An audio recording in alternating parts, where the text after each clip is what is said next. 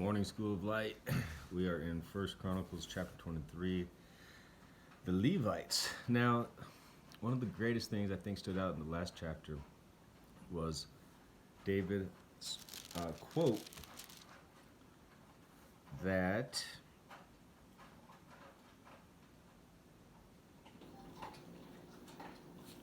here we go. He said, "Is it not the Lord your God with you? And has he not granted you rest on every side? For he has handed over the inhabitants of the land over to me, and the land is subject to the Lord and to his people." Let's make that happen. Let's make this land subject to the Lord and to his people again. Now in First Chronicles chapter 23, the Levites are being selected to go forward and be accounted to be servicemen for God's temple.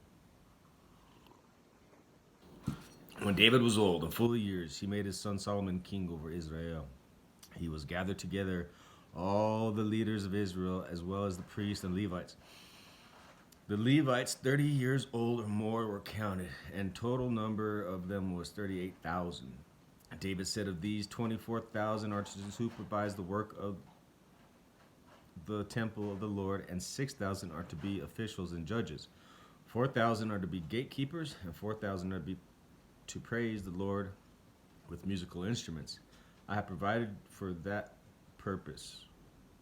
David divided the Levites into groups corresponding to the sons of Levi: Gershon, Kohath, and Merari.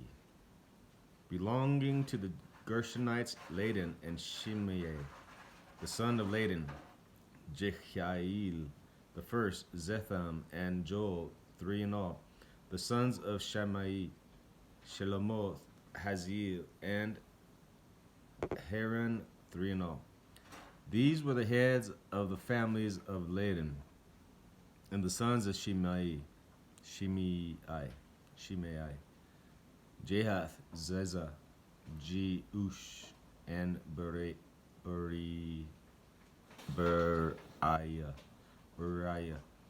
These were the sons of Shimei, 4 in all. Jahath was the first and Zizah the second, but Jeush and Beriah did not have many sons, so they were counted as one family with one assignment. Kohathites, the son of Kohath, Amram, Izhar, Hebron, and Uzziel, 4 in all. The sons of Amram, Aaron, and Moses. Aaron was set apart, and his descendants forever, to consecrate the most holy things, to offer sacrifice before the Lord, to minister before him, and to pronounce blessings in his name forever. The sons of Moses, the man of God, were counted as part of the tribe of Levi. The sons of Moses, Gershom and Eliezer. The descendants of Gershom, Shubael was the first. The descendants of Eliezer, Rehabiah was the first. Eliezer had no other sons, but the sons of Rehabiah were very numerous. The sons of Ishar, Shelemith was the first. The sons of Hebron, Jeriah the first, Amariah the second, Jahaziel the third, and Jekameam the fourth. The sons of Uzziel, Micah the first, and Isaiah the second. Merarites. The sons of Merari, Mali and Mushi. The sons of Mali, Eleazar and Kish. Eleazar died without having sons. He had only daughters. Their cousins, the sons of Kish, married them. The sons of Mushi, Mali, Eder, and Jeremoth, 3 in all. These were the descendants of Levi by their families, the heads of the families as they were registered under their names and counted individually, that is, the workers 20 years old or more who served in the temple of the Lord. For David had said, "Since the Lord, the God of Israel, has granted rest to his people and has come to dwell in Jerusalem forever, the Levites no longer need to carry the tabernacle or any of the articles used in its service." According to the last instructions of David, the Levites were counted from those 20 years old or more. The duty of the Levites was to help Aaron's descendants in the service of the temple of the Lord, to be in charge of the courtyard, the side rooms, the purification, all the sacred things, the performance of all other duties of the house of God. They were in charge of the bread set out on the table, the flour for the grain offerings, the unleavened wafers, the baking and the mixing, all the measuring and quantities of size. They were also to stand every morning to thank and praise the Lord.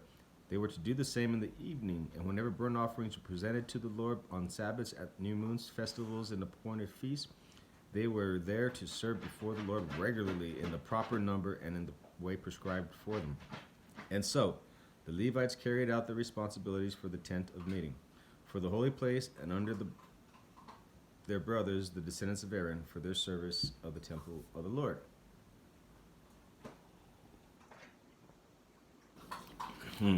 That's a lot of people, right?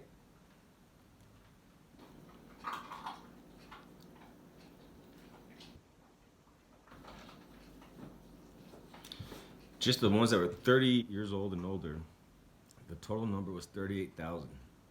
Sent 24 to supervise, 6,000 to be officials and judges, 4,000 gatekeepers, and 4,000 to praise the Lord. 38,000. That's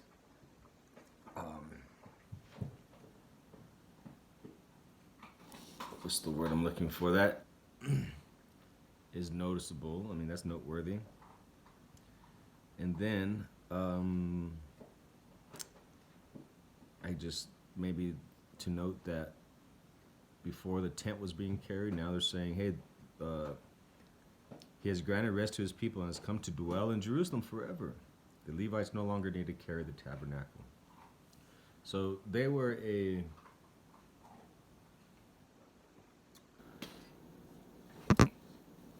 what is a migrating tribe, or in other words, they didn't have their own home. Now they do. When they built the temple of God, that's something that anchored them. In 20,000 and 2016, 17, 18, Jerusalem was recognized as the official capital of Israel. Very powerful. Even back then, obviously, you could tell it was like the center of their living. And then just note that there was a tribe of people, the sons of Aaron. Even Moses was thrown into that. That were prescribed to be the service people for the temple of God. So interesting. Get into the Word. If you like Bible studies, that's what we do. They're free of charge. Come through the mail, no charge to you. Do them, send them back to us, no charge to you again. When we receive them, we grade them, we record it, we send you the next in the video series or the next in the Bible study series. Whenever you finish a section, you get a certificate of completion. So, God bless. Have a good day. My dogs are here trying to, I don't know, pull up a extra piece of dog food or two underneath the bag. Have a good one.